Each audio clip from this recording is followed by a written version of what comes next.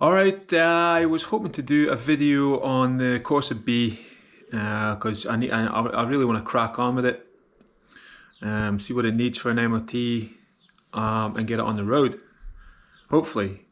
But I've just gone and done a deal with another car, a Corsa van, a Corsa Sportive van, so I want to get that done as quick as possible. It failed its MOT last year, and the customer couldn't afford to get it done because it was at Christmas time, and so it's sat up since because they were hoping to raise the funds to be able to put it back on the road, but things have just happened and it's not gonna happen for them. So I've done a deal for the van, so I know the van quite well. I've already ordered the parts, but I thought I would just do a quick run through of the van and what it failed on, and just go through some of that stuff. And then hopefully after this, then I can get onto the Corsa B, because I've already had a few messages of people wanting to see the Corsa B in action. So let's go and get this Corsa D Sportive van and see what's happening with that. So this hasn't moved since the last video. It's sitting there to get washed. I'm just struggling to get out the bit just now. I've got new tyres delivered today from my trailer, or yesterday, so I need to get them on. I've got the new winch as well. Nice 2-ton winch there.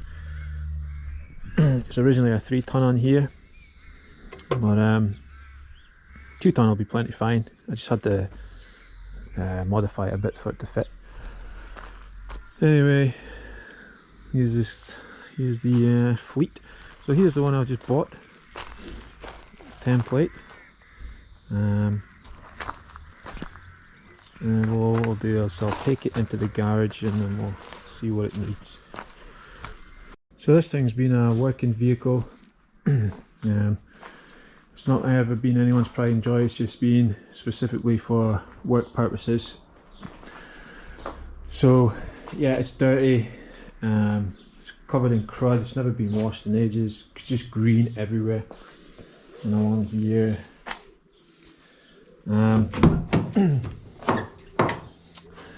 Yeah, it's filthy. It'll probably take a good couple of days to clean this up to a decent standard, but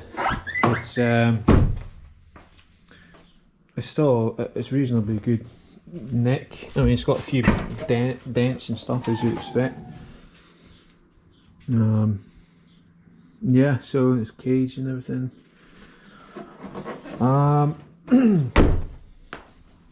So yeah, it's a 1300 Fiat engine. They're good little engines. Them, the diesels are the ones that have. These have quite a few common faults, but it's nothing to really cry about. One of them is obviously, if you know about these Corsas, the ECU on the diesel sits up in the scuttle panel there and gets full of water. Usually because people park it up and leave stuff like that sitting in there, and it blocks the water drains, and then it just starts swimming in water. But this one's fine, this one's good, doesn't look it there, but I've actually looked after this car for a few years, so I know what it's all about. And the other fault is the ABS pump, which is one of the faults that this thing has. So if we look at the MOT sheet, square up. I thought it was December, but it was actually November that we did the test. So anyway, it failed on both front tyres, and it brakes imbalanced across the front axle, which is also mirrored here, brake imbalance, and that is that's the ABS pump fault. It's not pumping fluid out on the passenger front. Dead common fault. It's an FE pump as usual. One of the shocks is leaking. It's not working properly. It's bouncing about, and a registration plate and a bulb. So it's nothing drastic. So I picked it up yesterday. Because I already knew about these faults, because when I put it in for an MOT, I obviously knew about it. So I just went ahead and ordered the ABS pump for it, which came today, refurbished. It's an exchange deal, so I've got to swap them over, obviously, and put the old one back in the box, and they pick it up. It's a win-win situation. And Postman Pat's just delivered the 2 rear shocks for me. So I've just got to get a number plate made up, throw a bulb in it, and get a couple of tyres.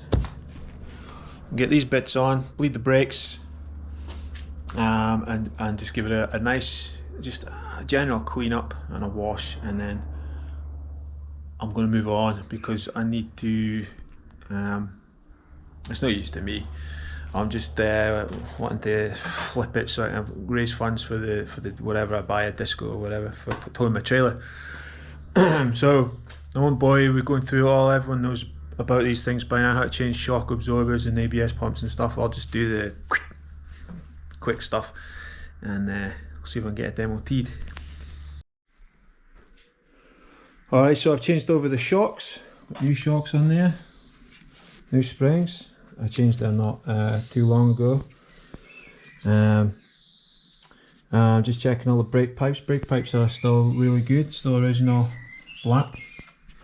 One thing I like to do with brake pipes, my cars, customers' cars, is if I ever take the wheels off, I just wipe them over and give them a squirt of WD-40, and it seems to help a little bit, stop the rust anyway. So yeah, I mean, it's rough and ready on the outside, but mechanically at the back, it's all good. It's really good actually. I'm just going around freeing off all the bleed nipples now for when I do the ABS pump. Here's the old shocks. You can see that they've been leaking a little bit, especially this one. And if you're not too sure how shocks work, when you push them in, there's absolutely no resistance there, but they should start to come back out again. But these ones are just collapsed. They're just past their best. The car's on, I think, 120,000 miles, and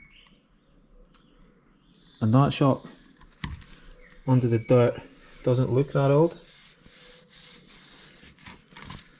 Oh, it looks like it's been a... Is it a genuine? Yeah, still... so is that one actually, still pretty clean. So yeah, it's original parts, so I mean, if they've done 120 odd thousand miles, they've done their job, and then some. I read an article in a trade magazine that I get that they recommend your suspension should be replaced every 50,000 miles to keep it mint. Which, yeah, I guess it all depends on the life of the car and the driver, same as anything else. Same with brakes. Some brakes wear quicker than others, the clutches, just depends on the driver really.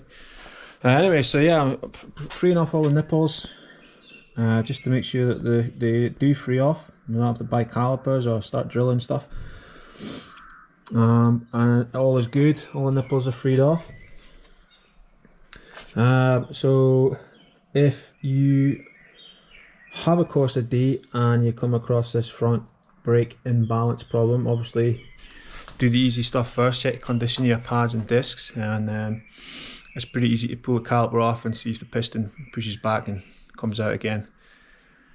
But a dead giveaway that it's the ABS pump is, and it's also the same symptoms as a seized caliper. But the dead giveaway is, if you look at the how much meat you have on the brake pads on one side, this one's obviously it's perfect. Yeah, there's nothing wrong with that. But if I go to the side that the fault is at, I don't know if you can see, but there's considerably much more meat on these pads. They're like brand new still, these ones actually, and that's because this is the side that's at fault, and this hasn't been braking because there's no fluid coming from the pump to the caliper, so this hasn't been doing anything. So the other three corners have been doing all the braking. So, and then the next thing I do is I'll free off the nipple, and there's just no fluid. And if you had an assistant push the brake pedal, there would be no fluid coming out here, and there should be, but there's not, because the valve inside the brake, inside the ABS pump is failed or stuck closed, and that's pretty much the easiest way to diagnose a faulty ABS pump. But it's not that big a deal, and there's still some people out there, mechanics included, that think that these have to be coded in, and they don't. As long as you get the right number, and it's usually just the two big codes on the top. You can see them in the car. This is FE. You get different ones, but these are the most common ones to fail. All you do is just disconnect it, reconnect it, bleed the brakes, and away you go. There's no coding in of anything of any sort. Just plug and play. So I'm going to put the car down and pull the pump out. Just before I pull the ABS pump out, one thing I've got to do is place that bulb. And this might be no one probably cares, but another misconception about Vauxhalls is that there's a spanner light comes up here, the car with a spanner, and I've seen people seem to think it's a service light. It's absolutely not a service light, it's a fault light. The service light is in here, and it comes up INSP, which is inspection, and that is your service light. But there's also a few other INSP faults that come up here, so they're numbered 1 to 4, and 1 is the service, and 2 is a faulty bulb, which should come up in here because I've obviously got a faulty bulb. Yeah, see if it does. So that one there is the service light.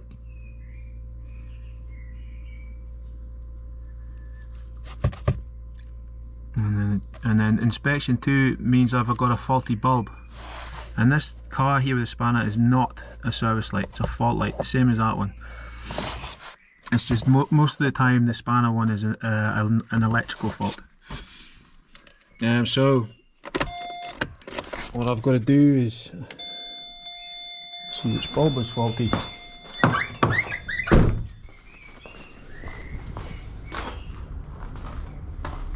So yeah, both the side lights are good.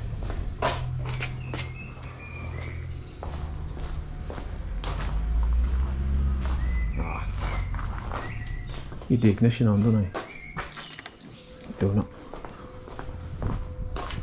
Alright, there we go. So you can see that bulb is out and that light there, so I'll go and get that changed. So one of the biggest challenges for mechanics nowadays is changing bulbs. It's just a farce. It's easy to service a car nowadays than it is to change a bulb. So to change this bulb in here, I'm going to get my hand in here somehow. Popping that bit off is easy. Sliding it out is usually easy. Nothing ever goes smoothly when you're filming. Cameras like to make an ass of you. Alright, yeah, that's just making an ass of me. Anyway, once I get that out, I've got to squeeze my hand in there. It's probably alright for people with small hands, but I've got stupidly big hands. So yeah, I'll go and wrestle that out. So one of the only saving graces about modern bulbs, well, on Vauxhalls anyway, is that they're just like a push fit, rather than the old fashioned stupid spring you had to hook in, which would be near impossible on modern cars. So yeah, you just push and pull them back, push and pull them back in and out. The only thing to note is where the tab is, because if you put that in the wrong place or back to front, yeah, you'll be there forever. So I'll change that over and then get onto the ABS pump. So with the battery out, the battery tray, you see the ABS pump pretty clearly now.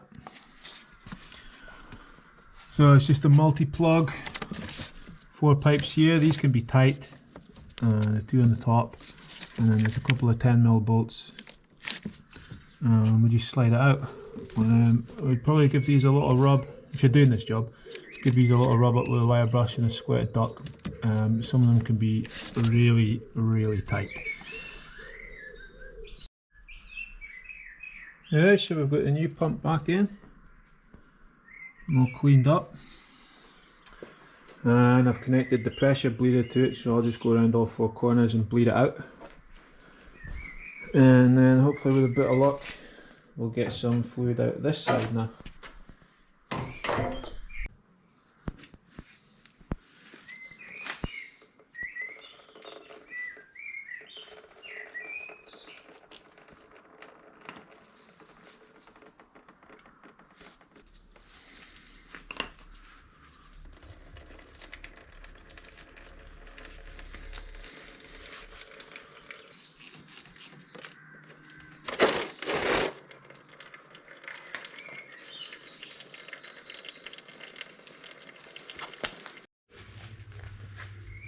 Alright, here's the one we're most excited about.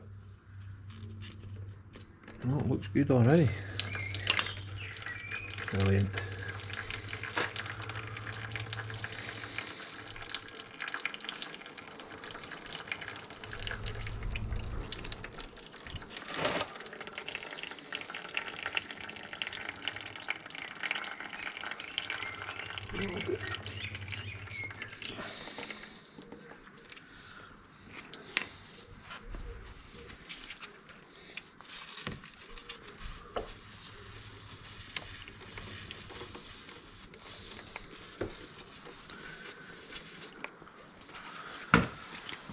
Now I usually use my pipe that I have in here for bleeding or connecting to the bleed nipple instead of letting it run all over the place, but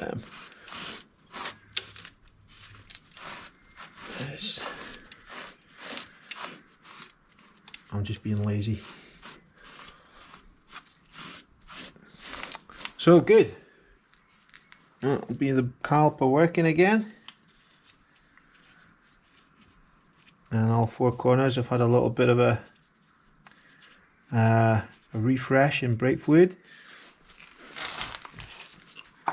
So just got to go and put the battery back in and get a couple of tyres and then get it booked back in for an MOT.